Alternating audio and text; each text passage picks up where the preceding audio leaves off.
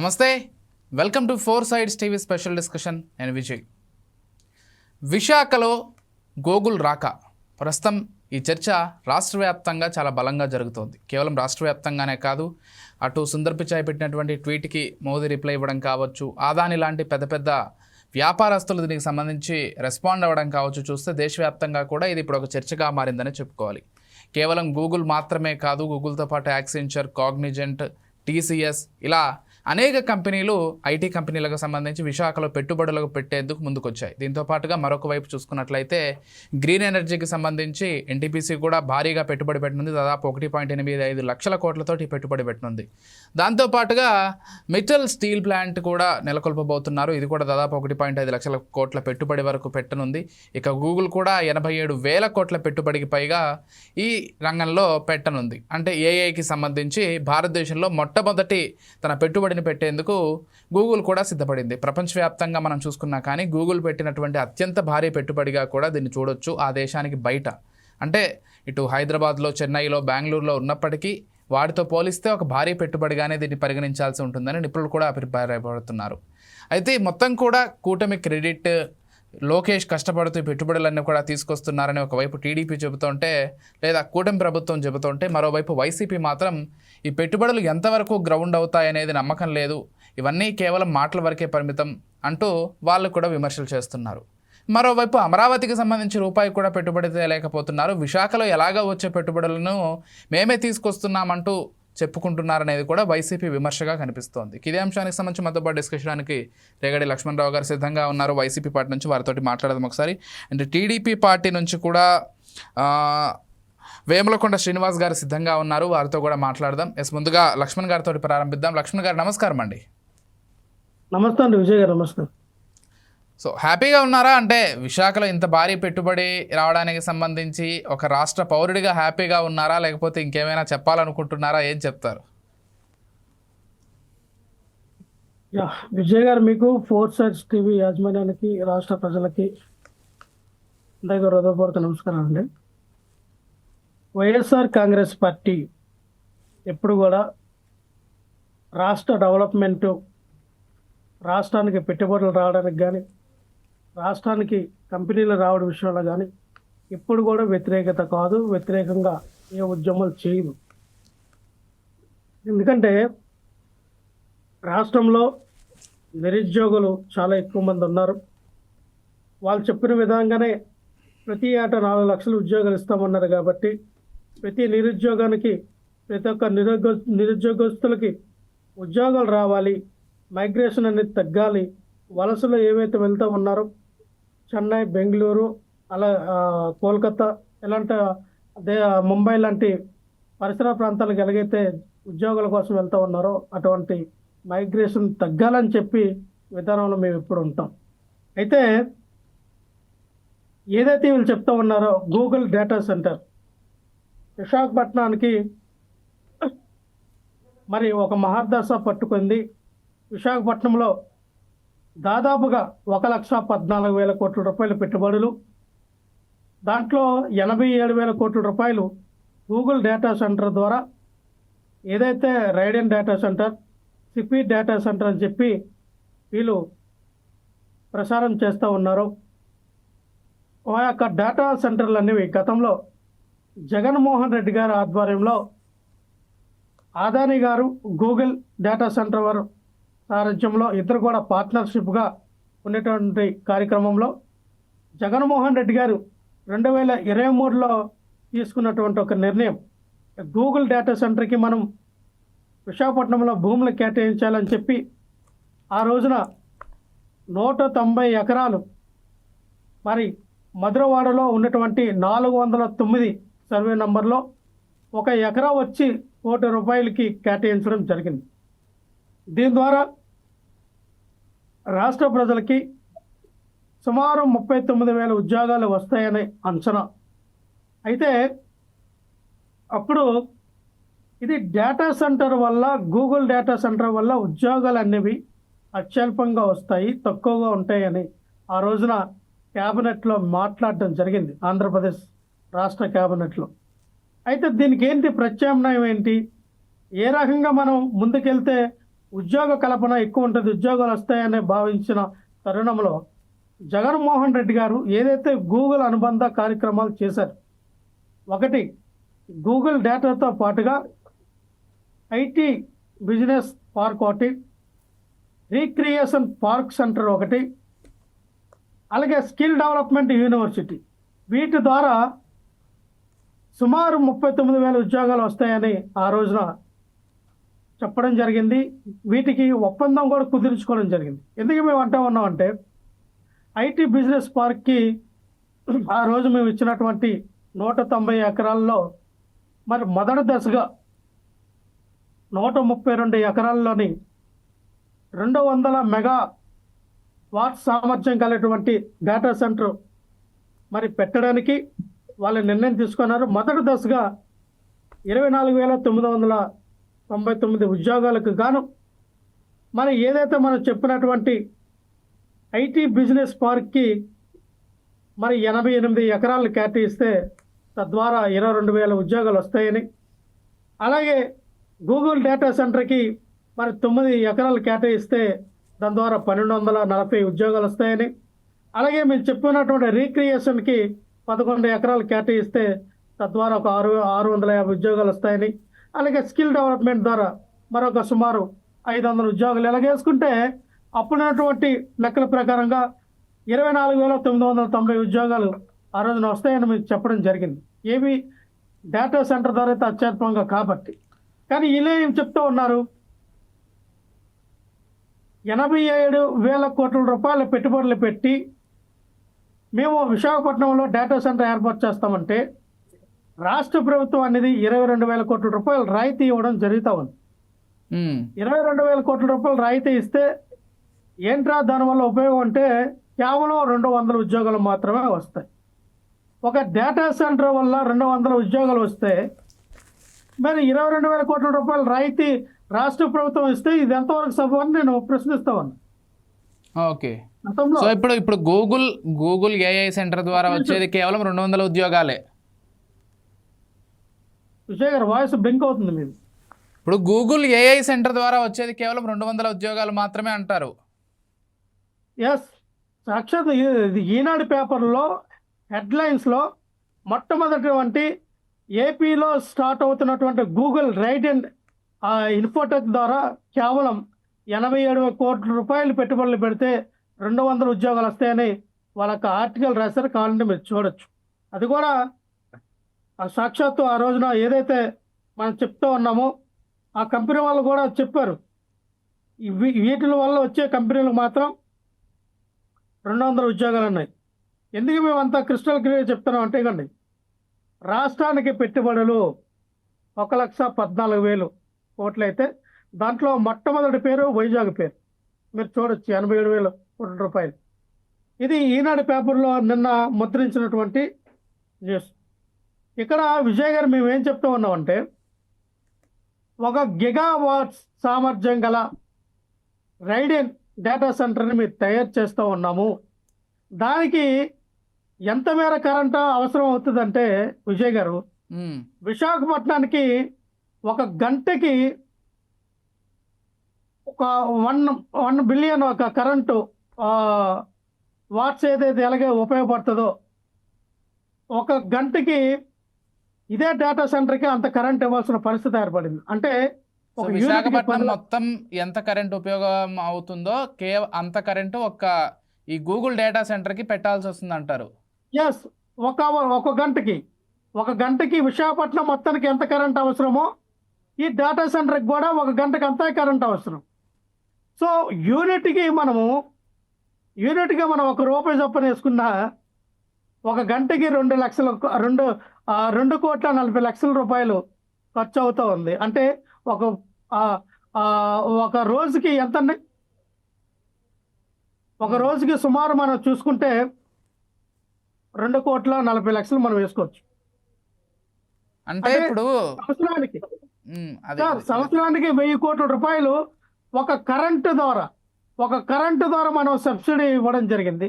Current tariff ద్వారా మరొక 1,400 కోట్లు ఇవ్వడం జరుగుతూ ఉంది. అలాగే ట్రాన్సిస్ ద్వారా ఏదంటే ట్రాన్సిస్ ఎకో సిస్టమ్ ద్వారా 4,000 కోట్లు అంటే ఇలాగా సుమారు 22,000 కోట్ల రూపాయలు మన ఆంధ్రప్రదేశ్ రాష్ట్రం ఇస్తే ఈ కంపెనీ పెట్టడం వల్ల ఆంధ్రప్రదేశ్ రాష్ట్రానికి వచ్చిన ఆదాయం ఏంటి? ఈ ఆంధ్రప్రదేశ్ రాష్ట్రంలో ఉన్నటువంటి నిరుద్యోగులకి ఎన్ని లక్షల ఉద్యోగాలు ఇస్తామన్నారు. గతంలో మేము 200 మెగావాట్స్ సామర్థ్యం గల డేటా సెంటర్కే కేవలం 24,900 ఉద్యోగాల కల్పన మేము సృష్టిస్తే ఈయన 200 ఉద్యోగాలు అంటే ఈ లెక్కన ఎన్ని లక్షల ఉద్యోగాలు? 1 లక్ష 2 లక్షల ఉద్యోగాలు క్రియేట్ చేయాలి. ఇవన్నీ పక్కన పెట్టారు. ఏమనంటే ఆంధ్రప్రదేశ్ రాష్ట్రం చేస్తున్నటువంటి డెవలప్మెంట్ని మేము అడ్డుకుంటామని, తెచ్చిన కంపెనీలు అడ్డుకుంటున్నామని అని మా మీద లేనిపోయిన అబద్ధ ప్రచారాలు చేస్తారు. రైట్ మేము రైట్ ఎక్కడ రైట్ కూడా- లక్ష్మణ్ గారు, సరే మనం ఒకసారి వారితో మాట్లాడదాం, మళ్ళీ మీ దగ్గరకు వస్తాను నేను. మీరు చెప్పిన దానికి మరి వారేం చెప్తారో. శ్రీనివాస్ గారు నమస్కారం అండి. నమస్తే అండి.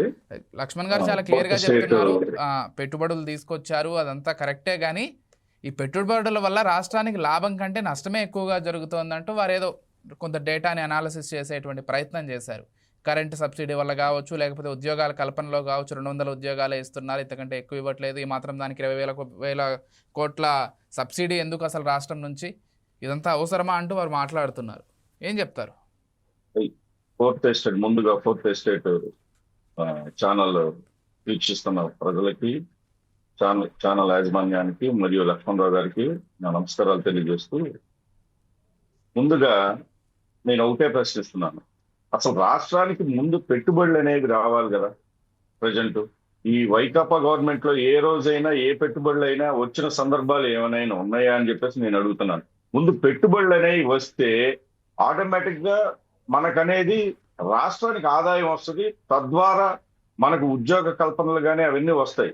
యాక్చువల్ గా ఇప్పుడు ఈ రోజున ప్రపంచ స్థాయి ఏఐ హబ్ గా ఏపీ మారుతున్న దాంట్లో అసలు నిస్సందేహంగా కరెక్ట్ గా ఉంది. ఇప్పుడు ప్రెసెంట్ మనం ఎక్కడ చూస్తున్నా, ఇప్పుడు గూగుల్ క్లౌడ్ సిఇఓ థామస్ గారు కానీ, లేకపోతే మన నిర్మలా సీతారామన్ కానీ, వీళ్ళందరూ మనకు వచ్చి ఈ రోజున ఐటీ హబ్ ను మన ప్రపంచ స్థాయి ఏఐ హబ్ గా ఏపీగా మార్చే దశల్లో ఇప్పుడు ముందుకు చంద్రబాబు నాయుడు గారు కావచ్చు, లోకేష్ గారు కావచ్చు, వీళ్ళందరూ వెళ్తున్నారు. నిన్న కాక మొన్న కూడా మనం చూసాం. ఇప్పుడు మన ఉద్యోగ కల్పనలో దాదాపుగా 16,000 ఉద్యోగాలు డిఎస్సి ద్వారా ఇచ్చాం.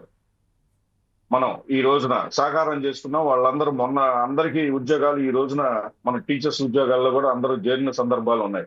ఏ రోజైనా వైకాపా గవర్నమెంట్ లో ఈ సందర్భాలు మనం చూసామా?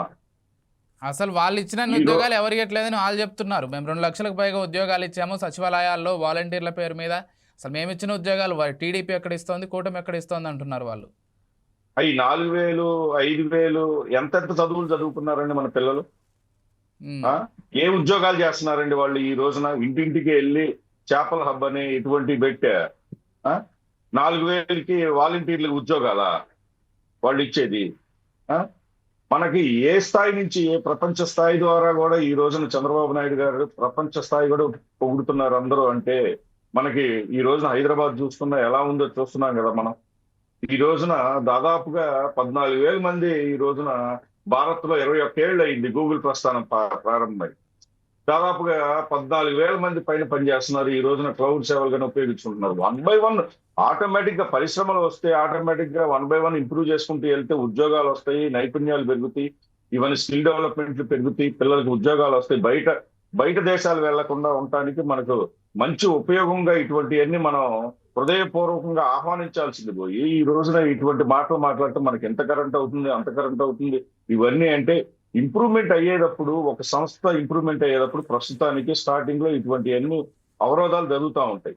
ఆటోమేటిక్ గా ముందుకు పోయే కుందుకు కూడా ఎంతమందికి $15 బిలియన్ పెట్టుబడి పెట్టారు 5 ఏళ్లలో విశాఖపై. దీనిపై గిగావాట్ల స్థాయికి తీసుకెళ్తున్నారు. 12 విభిన్న దేశాలు ఏఐ సెంటర్ల నెట్వర్క్ దాంట్లో భాగంగా ఏర్పాటు చేస్తున్నారు. అమెరికా వెలుపల ఏర్పాటు చేస్తున్న అతిపెద్ద సెంటర్ కూడా ఇదే కాదని అంటారా? ఈ రోజున మొత్తం వాళ్లే చెప్తున్నారు కదా, గూగుల్ ద్వారా వచ్చిన మన వికసిత్ లక్ష్య సాధనలో కీలకమవుతుందని చంద్రబాబు నాయుడు గారు చెబుతున్నారు. ఏఐలో పెద్దగా ముందడుగు పడుతుందని నిర్మలా సీతారామన్ గారు చెబుతున్నారు. ఈ రోజున గూగుల్ క్లౌడ్ సిఇఓ థామస్ గారు చెబుతున్నారు. ఇవన్నీ అబద్ధాలు అంటారా? చెప్పండి ఈ రోజున. ఈ విప్లవాత్మకమైన మార్పులు ఏవి యానిమేషన్ కి వెన్నుదన్నుగా ఈ రోజున ఆంధ్రప్రదేశ్ నిలుస్తుంది. పరిపాలనలో డైనమిజం అనేది ఏంటనేది చంద్రబాబు నాయుడు గారు ఈ రోజున చూపిస్తున్నారు. ముందు పెట్టుబడులు అనేది వస్తేనే కదా రాష్ట్రానికి ఏదైనా సరే మనకు ఉపయోగపడేది. ఈ రోజున కరెంట్ అంత ఖర్చు అవుతుంది, ఈ రోజున ఇంత ఖర్చు అవుతుందంటే స్టార్టింగ్ లో అన్ని అవుతాయి, పోయే కుందికి మొత్తం ఎలా ఉంటది. దాదాపుగా హైటెక్ సిటీ ద్వారా హైదరాబాద్ ప్రపంచం ఆ రోజున కూడా ఇటువంటి మాటలే మాట్లాడారు. ఆ రోజున ఈ రోజున విశాఖపట్నం తొలి భారీ ఏ హెబ్ గా మారుస్తున్నారు. భవిష్యత్తులో ఏ రంగంలో ఆంధ్రప్రదేశ్ ఎలాంటి పాత్ర పోషించింది అనేది అంచనా కూడా అందే పరిస్థితిలో ఈ రోజు లేకుండా ప్రజెంట్ ఎలా జరుగుతుంది అనేది మనం చూస్తూనే ఉన్నాం. వాళ్ళు డిఎస్సి ద్వారా ఎన్ని ఉద్యోగాలు ఇచ్చారో చెప్పండి. ఈ రోజున వచ్చిన సంవత్సరంలోనే మన 16,000 ఉద్యోగాలు ఇవ్వాలి. టీచర్స్ గా ఎంతమంది ఈ రోజు జాయిన్ అవుతున్నారు. ప్రూఫ్ల పరంగా మనకు అన్ని పక్కాగా ఉన్నాయి. ఏది ఒక్క సమయం ఒకటన్నా వాళ్ళు చూపించమని చెప్పండి. ఇవన్నీ ఏమి లేకుండా మాటలతో దూసుకెళ్తుంటే ప్రజలు ఆల్రెడీ ఇప్పటికే 11 సీట్లకి ఇచ్చేశారు. 11 సీట్లు ఇచ్చి పక్కన కూర్చోబెట్టారు, కనీసం ప్రతిపక్ష హోదా కూడా లేకుండా. ఈ రోజున కూడా ఆ పార్టీ మనం ఏమి ఇది జరిగిందనేది వాళ్ళు విశ్లేషించుకోకుండా వచ్చే పెట్టుబడుల మీద ఇట్లా విషం జుమ్ముతా ఉంటే, వాళ్ళు ఆల్రెడీ సింగపూర్ కంపెనీల మీద వాళ్ళు ఈమెయిల్ పంపించారనేది అవాస్తవమా? చెప్పండి. ఈ రోజు ఎంతమంది ఇప్పుడు లిక్కర్ మధ్యంలో ఇప్పుడు నిన్న చూసాం, జోగి రమేష్ గారి పరిస్థితి చూసాం. ఏంటి ఇవన్నీ? రాష్ట్రాన్ని ఏం చేయదలుచుకున్నారు ఈ రోజు కూడా వాళ్ళు? మనం పూర్తిగా మన భవిష్యత్తులో పెట్టుబడులు రావాలి, రాష్ట్రం ఆర్థికంగా ముందుకెళ్ళాలి. ఇటువంటి ఏమీ లేకుండా ఈ రోజున ఇలా బురద జల్లుతా ఉంటే ప్రజలందరూ గమనిస్తానే ఉన్నారు. ఇవన్నీ ఎట్టి పరిస్థితిలోనే ఈ రోజు 11 స్థానాలకి వాళ్ళని చేశారు. రేపు పొద్దున ఇటువంటివి కాకుండా రాష్ట్రంలో ఆహ్వానించదగ్గ పరిణామం ఇది. ప్రజలందరూ ఎంతో సంతోషంగా ఉన్న పరిణామం. ఈ రోజున మన పిల్లలు ఇంజనీరింగ్ చదివిన విద్యార్థులు ఎంతమంది మనం బయటికి వెళ్తున్నారు ఈ రోజున. చెన్నై కానీ, బెంగళూరు కానీ, లేకపోతే అమెరికాలు కానీ ఈ రోజున ట్రంప్ చేసిన పరిస్థితికి ఎంతమంది అక్కడ ఇబ్బంది పడుతున్నారు. ఇప్పుడు ఈ రోజున మనకి ఐటీ హబ్ గా మార్చుకొని రేపొద్దున దక్షిణాది రాష్ట్రాల్లో కానీ ఇండియా మొత్తం మీద కూడా మనం నెంబర్ 1 స్థానానికి వెళ్లే పరిస్థితుల్లో ఈ రోజున నారా చంద్రబాబు గారు కానీ, నారా లోకేష్ గారు కానీ, పవన్ కళ్యాణ్ గారు కానీ ఈ రోజు కూటమి ఎంత కష్టపడి పనిచేస్తున్నారు వాళ్ళు. ఇవన్నీ అర్థం చేసుకోకుండా ఇటువంటి మాటలు మాట్లాడడం కరెక్ట్ కాదనేది నా ఉద్దేశం. ఓకే, లక్ష్మణ్ గారు, అంటే గతంలో మీరు కూడా విశాఖ పైన ఫోకస్ చేశారు. మీ ప్రభుత్వంలో విశాఖలో పెట్టుబడులు రావాలి అని మీరు ఫోకస్ చేశారు. ఇప్పుడు కూటమి ప్రభుత్వం నుంచి వాళ్ళు కూడా అదే రేంజ్లో ఫోకస్ చేస్తున్నారు. మరోవారు ఇప్పుడు కేంద్ర ప్రభుత్వం కూడా కొంత వాళ్ళకు అనుకూలంగా ఉంది. స్వయంగా మోదీ కూడా ఈ విషయంలో సుందర్ పిచాయ్ అయితే వ్యక్తిగతంగా మాట్లాడారని ఆ ట్వీట్స్ అవి కూడా చూస్తే మనకు అర్థమవుతుంది. సరే, విషయాలన్నీ పక్కన పెడితే ఈరోజు విశాఖకు సంబంధించినటువంటి టీడీపీ నాయకులు ఏమంటున్నారంటే వైసీపీ వాళ్ళు అసలు ఆంధ్రప్రదేశ్కు ముఖ్యంగా విశాఖపట్నానికి పెట్టుబడులు రాకుండా అడ్డుకునే ప్రయత్నం చేస్తున్నారు అనేటువంటి ఒక విమర్శ చేస్తున్నారు. టీడీపీ నాయకుల విమర్శలకు సంబంధించి మీరు ఏం చెప్తారు? ఈ రోజున ప్రధానమంత్రి గారి కర్నూలు వస్తుంటే దాదాపు 13,000 కోట్ల ప్రాజెక్టులకు శంకుస్థాపన జరుగుతున్నాం. ఈ రోజు మనం చూసాం 13,000 కోట్ల పైన. సరే, వాళ్ళు గమనించారు. లక్ష్మణ్ గారితో ఒకసారి మాట్లాడి, లక్ష్మణ్ గారు ఏమంటారు? మీరు అడ్డుకుంటున్నారు పెట్టుబడులు రాకుండా అనేది ప్రధాన విమర్శ, ఏం చెప్తారు? సార్ విజయ్ గారు, మళ్ళీ చెప్తా ఉన్నాం, మేము ఎక్కడ కూడా అడ్డుకోవట్లేదు. ఆంధ్రప్రదేశ్ రాష్ట్రం అనేది డెవలప్మెంట్ అవ్వాలి, మైగ్రేషన్ అనేది తగ్గాలి, ఇతర రాష్ట్రాలు ఇతర దేశాలకు వెళ్ళినటువంటి నిరుద్యోగాలు ఆగాలి. ఆంధ్రప్రదేశ్ రాష్ట్రం అనేది ఐటీ హబ్గా కానీ ఏఐ హబ్గా కానీ ప్రపంచంలో నంబర్ 1గా ఉండాలని మేము కూడా కోరుకుంటున్నాం. కానీ మీరేదో లేఖలు రాస్తున్నారంట కదా పెట్టుబడులు పెట్టే వాళ్ళకి, లేకపోతే IMF కి గతంలో లేఖలు రాసి ఏం చెప్తారు దానికి?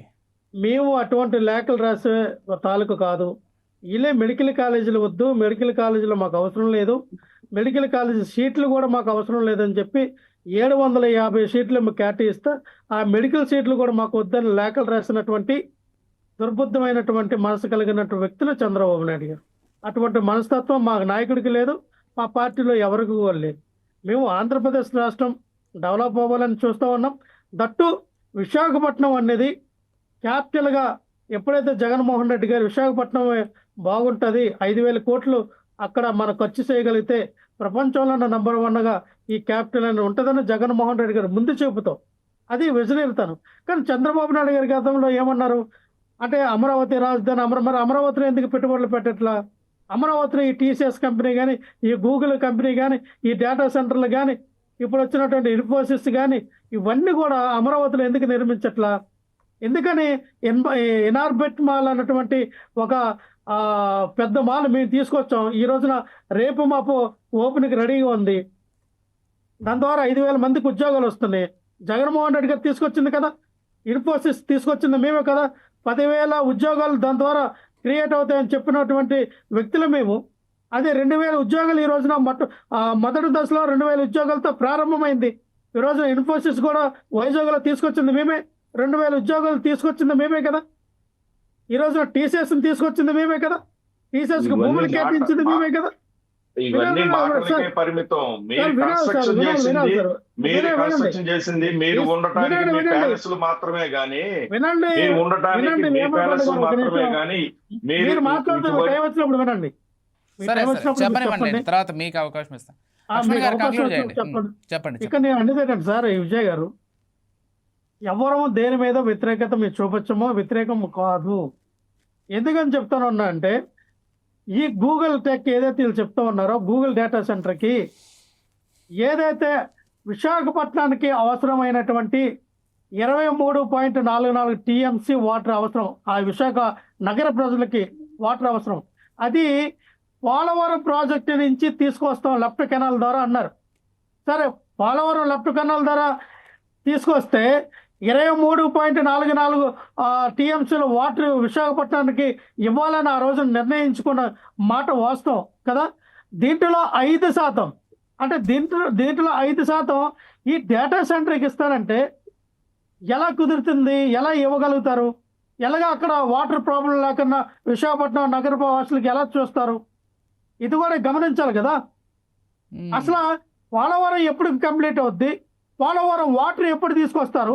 ఎప్పుడు ఈ డేటా సెంటర్కి వాటర్ ఇస్తారు? ఎప్పుడు విశాఖపట్నం నగరవాసులకి ఈ యొక్క 23.44 టీఎంసీలో వాటర్ ఇస్తారనేది దానిపై కూడా సమాధానం చెప్పాలి కదా. సార్, మేము ఒకటే చెప్తున్నాం సార్, వీళ్ళ పేర్లు మార్చుకున్నారు. జగన్మోహన్ రెడ్డి గారు తీసుకొచ్చినటువంటి ఈ అదానీ గూగుల్ డేటా సెంటర్ ఏదైతే పార్ట్నర్షిప్గా ఆ రోజున ఒప్పందం కుదుర్చుకున్నామో, 190 ఎకరాల్లో మేము కేటాయించాము. 39,000 ఉద్యోగాల రోజున కలపడం చెప్పాము. ఈ రోజున 500 ఎకరాలు వీళ్ళు ఇస్తామంటున్నారు. మంచిదే. 22,000 కోట్ల రూపాయలు రాయితీ అన్నారు. మంచిదే. కానీ కేవలం 200 ఉద్యోగాలు అంటే ఇదెక్కడ విట్టోరము? ఇదెక్కడ దౌర్భాగ్యము?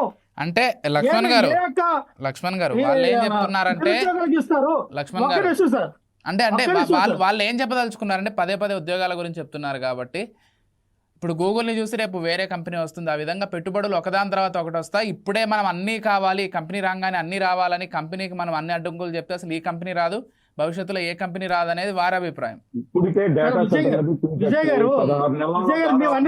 సరే సార్, శ్రీనివాస్ గారు వారు కంక్లూడ్ చేస్తారు, మీ దగ్గరికి వస్తాను. లక్ష్మణ్ గారు కంక్లూడ్ చేయండి. శ్రీనివాస్ గారు నేను అనేది ఏంటి sir, data centre CP data centre CEO చెప్పారు సార్, డేటా సెంటర్లు పెట్టడం ద్వారా ఉద్యోగ కల్పన అనేది తక్కువ, ఉద్యోగాలు తక్కువ వస్తాయి. డేటా సెంటర్లతో ఇంక్లూడింగ్ చేస్తా మేమేమైతే చెప్పామో ఐటీ బిజినెస్ పార్క్ కానీ, రీక్రియేషన్ యూనివర్సిటీ కానీ, స్కిల్ డెవలప్మెంట్ పార్క్ కానీ పెడితే వీటి ద్వారా మాత్రమే ఉద్యోగ కల్పన వస్తుంది. మేము అందుకే చెప్తున్నాం, ఐటీ ఎకోసిస్టమ్ని డెవలప్మెంట్ చేయాలంటే మీరు ఐటీ బిజినెస్ పార్క్ని కట్టాలి. ఆ ఒప్పందం ఎందుకు చేసుకోలేకపోయారు మీరు? ఆ ఒప్పందాలు, ఈ 3 ఒప్పందాలు కూడా మీరు చేసుకుంటే ఈ రోజున 1,00,000 నుంచి 2 లక్షల ఉద్యోగాలు మీరే ఇస్తారు. ఆ గూగుల్ సంస్థ, ఈ రైడెన్ డేటా సెంటర్, ఈ సిపి డేటా సెంటర్ నుంచి వచ్చినటువంటి ఈ వాళ్ళందరూ కూడా 2,50,000 పైన ఉద్యోగాలు ఇవ్వగలుగుతారు. కానీ వీళ్ళ ఒప్పందం ఓన్లీ డేటా సెంటర్కి మాత్రమే పరిమితమైంది. ఓన్లీ డేటా సెంటర్కి 22,000 కోట్ల రూపాయలు ఎందుకు ఇవ్వాలి? 5 టీఎంసీల వాటర్ ఎందుకు ఇవ్వాలి? 1,000 కోట్లు విలువ చేసినటువంటి కరెంటుని ఎందుకు సబ్సిడీ రూపంలో ఇవ్వాలి? ట్రాన్స్మిషన్ ద్వారా ఇంకా 4,000 కోట్ల రూపాయలు ఎందుకు ఇవ్వాలి? ఒక గంటకి విశాఖపట్నానికి వినియోగించే కరెంటుని ఒక డేటా సెంటర్కి ఎందుకు ఇవ్వాలి? ఒక గంటకి 10 లక్షలు ఖర్చు అయ్యే డబ్బుల యొక్క కరెంటు ఒక రోజుకి 2,40,00,000 విలువ చేసే కరెంటు, ఒక సంవత్సరానికి 1,000 కోట్లు విలువ చేసే కరెంటు ఈ 7 సంవత్సరాలకి 7,000 కోట్ల రూపంలో ఎందుకు ఇవ్వాలి మేము ప్రశ్నిస్తూ ఉన్నాం. రైట్. ఇవన్నీ కూడా మీరు బేర్ శ్రీనివాస్ చేసుకోండి. గారు, శ్రీనివాస్ వారు అడిగేది కూడా అదే, పాయింటే నే- కదా. నేను ఒప్పందాల ఒకటే విషయంలో చెప్తున్నాను. గూగుల్ని తీసుకొచ్చారు, అప్రిషియేట్ చేస్తున్నాం, కానీ ఒప్పందం చేసుకునేటువంటి విషయంలో ఇంకా బెటర్గా ఆలోచించాల్సింది. ఉద్యోగ కల్పన ఎలా చేసుకోవాలి, దానికి సంబంధించినటువంటి ఐటీ హబ్ ఎలా క్రియేట్ చేయాలనేటువంటిది ఆలోచించకుండా జస్ట్ అది వచ్చిందా మేము సక్సెస్ అయ్యామా అన్న ఆలోచనలో ఉన్నారు తప్పించి ఉద్యోగ క్రియేషన్లో మాత్రం కొంత ఫెయిల్ అయ్యారనేది వారు చెప్పేటువంటి మాట. అండ్ మోరోవర్ అది లేకుండా ఇన్ని రాయితీలు ఇవ్వడం కూడా వేస్టే కదా గూగుల్కి, దానివల్ల రాష్ట్రానికి ఉపయోగం ఏంటనేది కూడా వారి ప్రశ్న. ఒప్పందాల విషయంలో ఏమైనా ఫెయిల్ అయ్యారా? నారా చంద్రబాబు నాయుడు గారు గురించి మనం మొత్తం ప్రపంచమే చెప్తుంది. ఈ రోజున హైదరాబాద్ లో ఈ రోజున ఐటీ హబ్ గా మారింది అని అంటే ఎవరు పుణ్యం అండి ఈ రోజున చెప్పండి. అలాగే ఈ రోజున సాగర్ తీరానికి ఇప్పటికి ఐటీ కంపెనీలన్నీ క్యూ పెట్టినాయి. డేటా సెంటర్ల ద్వారా దగ్గర దాదాపు 16 నెలల్లో వచ్చిన పెట్టుబడులు దాదాపుగా 6.5 లక్షల కోట్ల పైనే. ఈ రోజున ప్రపంచ స్థాయి ఏఐ హబ్ గా ఏపీ మారుతుంది. గ్లోబల్ కనెక్టివిటీకి కేంద్రంగా మారుస్తున్నారు. భారత్ మాకు ఇల్లు లాంటిది అని చెప్పేసి మన గూగుల్ క్లౌడ్ సిఇఓ థామస్ గారు కూడా, కురియన్ గారు కూడా చెప్పిన సందర్భం నిన్న. అలాగే గూగుల్ తో పనిచేస్తున్నాం అని చెప్పేసి ఎయిర్టెల్, అదానీ సంస్థలు, ఇటువంటి ఎన్నో సంస్థలు కూడా మనకి మేము భాగస్వామి అవుతాం అని చెప్పి ఇవన్నీ వచ్చిన సందర్భం. ఈ రోజున చెన్నైకి ఏ నీళ్లు ఉన్నాయండి చెప్పండి? సముద్రపు నీళ్లు వాడుకోవట్లేదా వాళ్ళు? చెన్నై వాళ్ళు సాంకేతిక పరంగా మార్చి వాడుకోవట్లేదా ఈ రోజున చెన్నై? అలాగే విశాఖ కూడా అలాగే మారుతుందని చెప్పేసి ఈ రోజున వాళ్ళ ప్రజలందరూ కూడా ఆలోచన విధానం అలాగే ఉంది. ఈ రోజున ఎటు చూసిన అదానీ సంస్థలు కూడా ఈ రోజున గౌతమ్ అదానీ గారు కావచ్చు, థామస్ కురియన్ గారితో మాట్లాడారు, మేము కలిసి పనిచేస్తున్నాం అన్నారు. అన్ని ఐటీ సంస్థలు వస్తాయి కంపల్సరీగా. ఈ రోజున 1 by 1 స్టెప్ బై స్టెప్ తీసుకోవాల్సిందే, కానీ ఒక్కసారి ఏది అయిపోదు. ఈ రోజున మనకి వికసిత భారత లక్ష్య సాధన కోసమే దాదాపుగా మన నారా చంద్రబాబు నాయుడు గారే కానీ, లోకేష్ గారు కానీ, పవన్ కళ్యాణ్ గారు పనిచేస్తున్నారని స్పష్టం. వీళ్ళు మాట్లాడేది ఏంటంటే మాటలతోనే కానీ చేతల్లో ఎప్పుడూ లేదు. ఈ రోజున చేతలతో ఉంటే ఈ రోజున ఇంత నష్టపోయేది ఆంధ్రప్రదేశ్. గత 5 ఏళ్లలో దాదాపుగా 20 ఏళ్లు వెనక్కి వెళ్ళిన పరిస్థితి ఈ రోజున. ఈ రోజున విశాఖ గేమ్ చేంజర్ గా మారబోతుంది. ఆ పెట్టుబడులు అసలు అమరావతికి ఎందుకు తేలేకపోతున్నారు అనేది కూడా ప్రశ్న వాళ్ళది. ఇన్ని పెట్టుబడులు మేము విశాఖ తీసుకొస్తున్నామని చెప్తున్నారు, అమరావతికి ఎందుకు తేలేకపోతున్నారు అనేది వారి క్వశ్చన్. ఏం చెప్తారు? అక్కడ ట్రావెలింగ్ పరంగా కావచ్చు, ఇవన్నీ మనకి విమాన పరంగా కావచ్చు, అవన్నీ కొంచెం అనుకూలంగా ఉన్నాయి కాబట్టి అక్కడికి మారిస్తే, అక్కడికి వాటిని తీసుకొస్తే ఉపయోగం. ఇక్కడ పరిపాలనా విభాగం పరంగా మనకు ఉన్నాయి కదా, ఈ మొత్తం చేస్తున్నారు, అభివృద్ధి పరంగా చేస్తున్నారు. అభివృద్ధి పరంగా అమరావతిని మొత్తం ఏమేమి పెట్టుబడులు తీసుకొచ్చి చేస్తున్నారో మనం అందరం చూస్తూనే ఉన్నాం. వాళ్ళు మాటలే గాని ఏ రోజున కూడా చేతలు అనేవి వాళ్ళ చేతల్లో లేవు. ఈ రోజున ఎందుకు ఇంత నష్టపోయింది 5 ఏళ్లలో ఒక్క మాట అయినా వాళ్ళు చెప్పగలుగుతున్నారా? ఎందుకు ఈ రోజున ఆంధ్ర రాష్ట్రానికి రాజధాని లేదు? చెప్పండి, ఒక మాట చెప్పండి. ఈ రోజుకి ప్రపంచం మొత్తం ఆంధ్రప్రదేశ్ లో ఏదైనా రాజధాని అని అంటే అమరావతి అనే ఎందుకు అనగలుగుతున్నారు? ఈ రోజున ఈ 5 ఏళ్లలో వీళ్ళు చేసింది ఏముందని చెప్పండి. ఒక్క పెట్టుబడులు కానీ ఏమన్నా ఈ తెచ్చిన సందర్భం ఉందా అసలు? వాళ్ళు ఏమన్నా ఏమీ లేదు. ఈ రోజున ప్రపంచం కూడా ఆంధ్రప్రదేశ్ వైపు చూస్తుంది. చూయించేటట్టు మన కూటమి ప్రభుత్వం ఈ రోజున ఏమేం చేస్తుంది అనేది మనం ఫస్ట్ నుంచి కూడా చూసుకుంటూ ఉంటున్నాము. నేను ముఖ్యంగా చెప్పేది ఏంటంటే ఈ రోజున విమర్శలు కాదు, మనం వాస్తవాలను మనం గమనించాల్సిన పరిస్థితి ఉంది. పెట్టుబడులు అనేది రావాలి. 1 by 1 పెట్టుబడులు వస్తేనే రాష్ట్రానికి ఈ రోజున ఉంది. ఈ రోజున గూగుల్ సంస్థ రాకపోతే నెక్స్ట్ దానికి అనుబంధంగా ఉన్న ఏ సంస్థలు వస్తాయో చెప్పండి ఒక మాట. ఈరోజు వాళ్ళకి ఇంత కరెంట్ ఇస్తున్నాం, ఎంత ఇస్తున్నాం అంటే ఒప్పందాల్లో భాగంగా కొన్ని చేసుకోవాల్సిన పరిస్థితులు ఉంటాయి. కానీ అది ఒప్పందం చేసుకోవాలి. ఏం ఒప్పందం చేసుకుని ఈ రోజున వాళ్ళ ప్రాయంలో ఏది ఒక్క కంపెనీ చెప్పండి వచ్చింది? మాటలే వాళ్ళు చెప్పేది.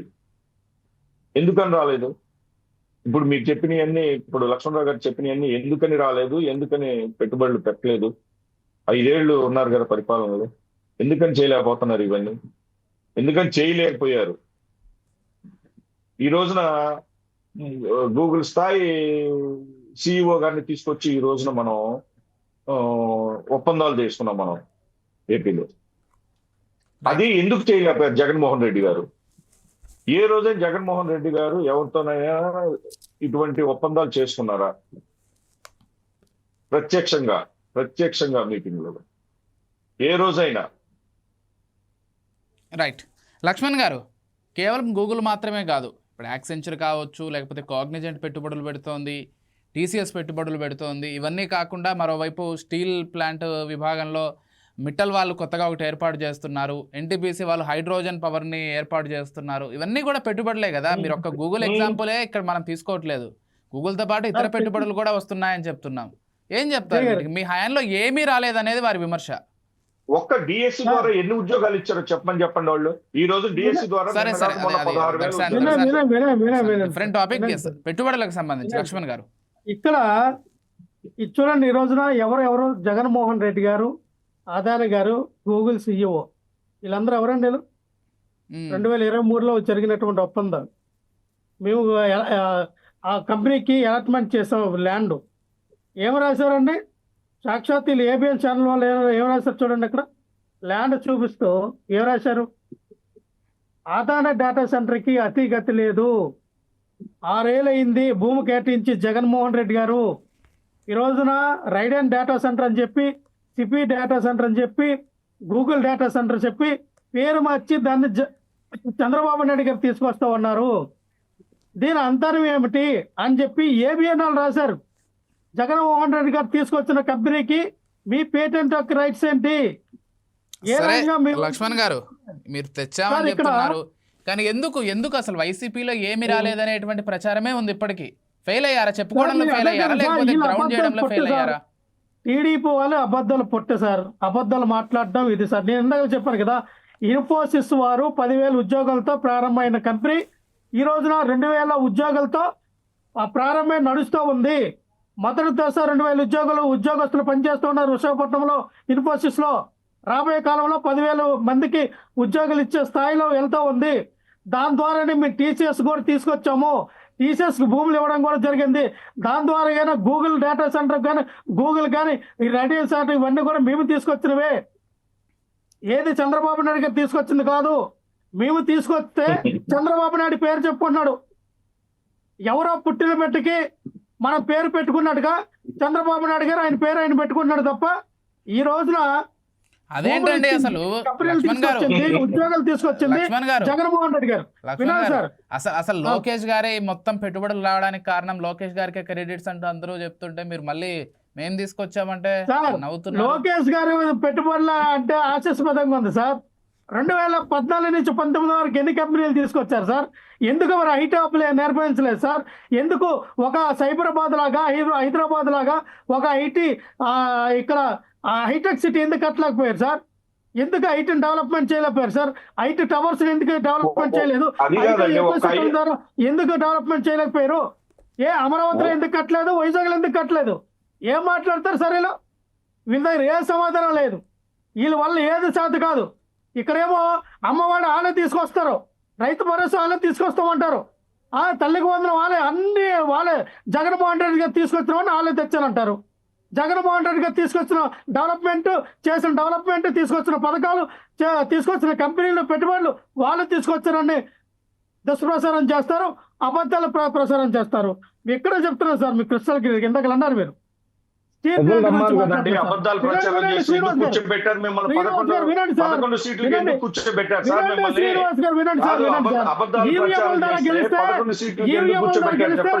మీకు కూడా ఒకటే వస్తాయి.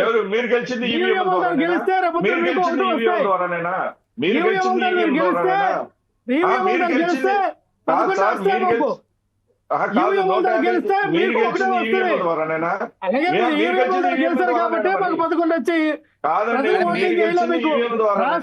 151 వచ్చినప్పుడు కాదు.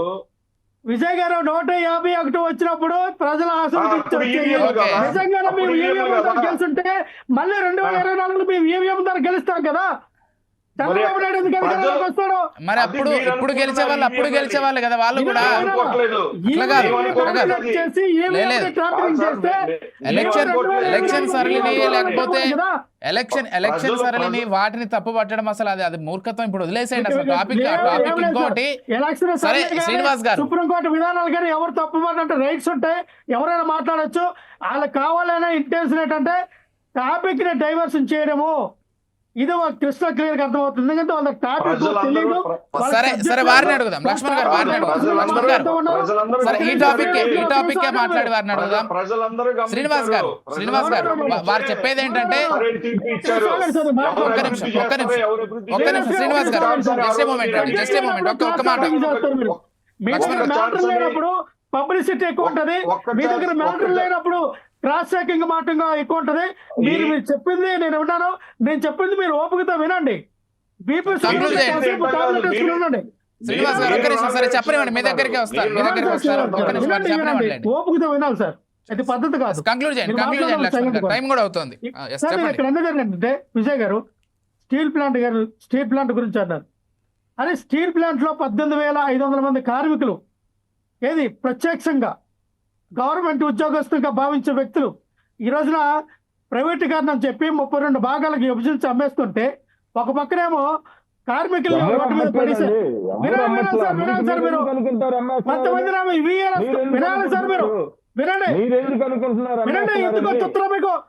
శ్రీనివాస్ గారు సరే పూర్తిగా వినండి. శ్రీనివాస్ గారు మీ దగ్గరికి వస్తాను, చెప్పనివ్వండి. మీరు ఆ పాయింట్స్ నోట్ చేసుకుని మాట్లాడవచ్చు. లక్ష్మణ్ గారు కంక్లూడ్ చేయండి తొందరగా. 2,500 మందిని విఆర్ఎస్ రూపంలో తీసేశారు సార్. ప్రైవేటీకరణ రూపంలో ఇంకో 2,000 మందిని తీసేశారు సార్. అంటే ఏంటి దోషం ఏంటంటే శ్రీనివాస్ గారు ఒక్క నిమిషం ఆగండి, చెప్పనివ్వండి పూర్తిగా. చెప్పిన తర్వాత మీ దగ్గరికి వస్తానని చెప్తున్నారు కదా, ఇద్దరే ఉన్నారు. ఇక్కడ కంక్లూడ్ చేస్తే ఆ పాయింట్స్ మీరు మాట్లాడొచ్చు. ఆ రకంగా ఉద్యోగస్తుల్ని ఒక పక్కన ఉద్యోగస్తులు తీసుడు అంటే 18,500 ప్రత్యక్షంగా ఉన్న ఉద్యోగస్తులు తీసేయడము, పరోక్షంగా 50,000 మంది ఆ యొక్క స్టీల్ ప్లాంట్ ద్వారా బతుకుతున్నటువంటి ఎంఎస్ఎంఈ చిన్న తరహా పరిశ్రమలు పెట్టిన అక్కడి నుంచి కూడా స్టీల్ ప్లాంట్లు మూసివేయడము, ఈ రకంగా ఉద్యోగాలు తీసేస్తుంటే వైజాగ్ నుంచి మేమేదో మహా అద్భుతం చేస్తున్నాం, మహాఘనకరం చేస్తున్నాం. డేటా సెంటర్ వచ్చింది, రైడర్ డేటా సెంటర్, సెఫీ data centre, Google data centre ద్వారా మహా అద్భుతం జరిగిపోతుందని చెప్పి పెద్ద బ్యానర్లు వేసి పబ్లిసిటీ చేసుకుంటుంటే ఇదెక్కడ విట్టారు, ఇదెక్కడ దౌర్భాగ్యం నాకు అర్థం కావట్లా. అబ్బా కొడుకులు ఇద్దరు, తండ్రి కొడుకులు ఇద్దరు, చిన్నబాబు పెద్దబాబు ఏదో ఘనకారం చేశారని చెప్పి అక్కడ సాక్షాత్ నిర్మలా సీతారామన్ గారు, కేంద్ర ఐటీ మినిస్టర్ అయినటువంటి వైష్ణవి అశ్విని గారు, మోడీ గారు, అలాగే ఏదో సుందర పిచ్చయ్య గారు ట్వీట్ చేశారంట. ఏం కథలు అల్లుతూ ఉన్నారు సార్. ఇదంతా రాష్ట్ర ప్రజలు గమనిస్తూ ఉన్నారు. నిరుద్యోగుల పొట్ట కొట్టద్దు, స్టీల్ ప్లాంట్ కార్మికుల పొట్ట కొట్టద్దు అని చెప్తూ ఉన్నాం. మా హయాంలో 20 లక్షల ఉద్యోగాలు మేము ఇచ్చాం. 2,50,000 సచివాలయ ఉద్యోగం, 1,50,000 సచివాలయ ఉద్యోగాలు ఇచ్చాం. 2,50,000 వాలంటీర్ ఉద్యోగాలు ఇచ్చాం. వాలంటీర్ అసలు ఉద్యోగాలు కాదని మీరే చెప్పారులేండి. వాలంటీర్ ఉద్యోగాలు కాదని మీరే చెప్పారు. రూపాయల 4 లక్షలు ప్రైవేట్ ఉద్యోగాలు సుమారు 20 నుంచి 25 లక్షల ఉద్యోగాలు మేము క్రియేట్ చేసి ఇచ్చాము.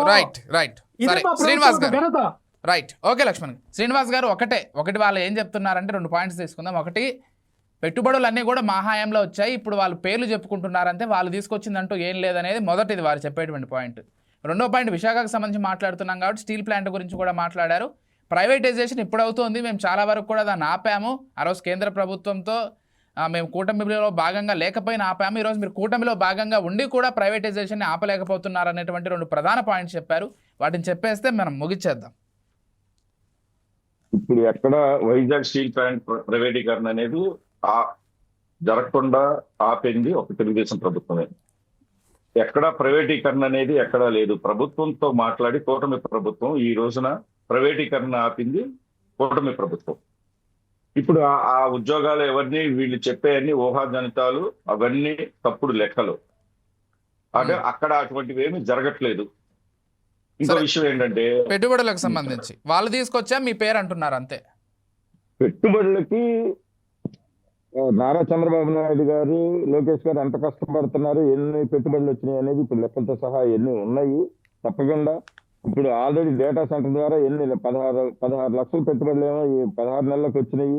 ఉద్యోగాలు కూడా దాదాపుగా 20 లక్షల ఉద్యోగాల కింద చేసుకుంటే వెళ్తున్నాయి. సంవత్సరంలోనే 16,000 ఉద్యోగాలు ఈ రోజు డిఎస్సి ద్వారా టీచర్స్ కి ఇచ్చే సందర్భం ఉంది. వీళ్ళేం లేదు, ఆ ఇచ్చిన ఉద్యోగాలు వాలంటీర్లు 4,000 ఉద్యోగాలు, లేకపోతే చేపల హబ్బులు పెట్టిన ఉద్యోగాలు ఏవేవో లెక్కలు చెబుతున్నారు. ఇవన్నీ తప్పు లెక్కలు, ఇవన్నీ ప్రజలు గమనించారు కాబట్టి వాళ్ళని 11 సీట్ల కింద ప్రతిపక్షం కూడా లేకుండా కూర్చోబెట్టారని చెప్పేసి ఈ సందర్భంగా నేను తెలియజేస్తున్నాను. రాష్ట్రం అభివృద్ధితో పాటు పెట్టుబడులను తీసుకొచ్చి ఈ రోజున పొలాలు ప్రజలకు ఇచ్చే పరిస్థితిలో ఈ రోజున రాష్ట్ర Right. ప్రభుత్వం ఉంది, ముందుకెళ్తుందని చెప్పి తెలియజేస్తున్నాను. రైట్, థ్యాంక్ యూ అండి. Thank you so much Srinivas గారు, లక్ష్మణ్ గారు, థ్యాంక్ యూ సో మచ్ డిబేట్లో పార్టిసిపేట్ చేసినందుకు. ఎస్, ఎవరి క్రెడిట్స్ ఏంటి ఇవన్నీ పక్కన పెడితే రాష్ట్రానికి పెట్టుబడులు రావాలనేది మాత్రం అత్యంత ఆవశ్యకతంగా ప్రస్తుతం ఉన్నటువంటి విషయంగా మనం భావించాల్సి ఉంటుంది. రెండో విషయం, పెట్టుబడులతో పాటు ఉద్యోగ కల్పన కూడా రావాల్సినటువంటి అవసరం అంతే ఖచ్చితంగా ఉంది లక్ష్మణ్ గారు చెప్పినట్లుగా. ఎందుకంటే ఇన్ని వేల కోట్ల రాయితీలు ఇవన్నీ కూడా రాష్ట్ర ప్రభుత్వం వైపు నుంచి అందిస్తున్నప్పుడు అంతే స్థాయిలో ఉద్యోగ కల్పన కూడా జరగాలని కోరుకుందాం. మరిన్ని పెట్టుబడులు విశాఖకు తరలి రావాలని కోరుకుందాం. ఒక సాగర తీర మణిహారంగా విశాఖ తయారవ్వాలి, భారతదేశంలోనే ఒక గొప్ప సిటీగా ఎదగాలని కూడా మనందరం ఖచ్చితంగా కోరుకుందాం. అదే దిశగా పెట్టుబడులు మరిన్ని రావాలి. కూటమి ప్రభుత్వం కావచ్చు, భవిష్యత్తులో ఏ ప్రభుత్వాలు వచ్చినా కానీ ఇంతే పాజిటివ్ వైపుతో ముందుకెళ్తూ మరిన్ని పెట్టుబడులు తీసుకురావాలని కోరుకుందాం. ఉద్యోగ కల్పనలో కూడా ఆంధ్రప్రదేశ్ టాప్లో నిలుద్దామని కోరుకుందాం. ఇది వాళ్ళ special discussion. Keep watching 4 Sides TV.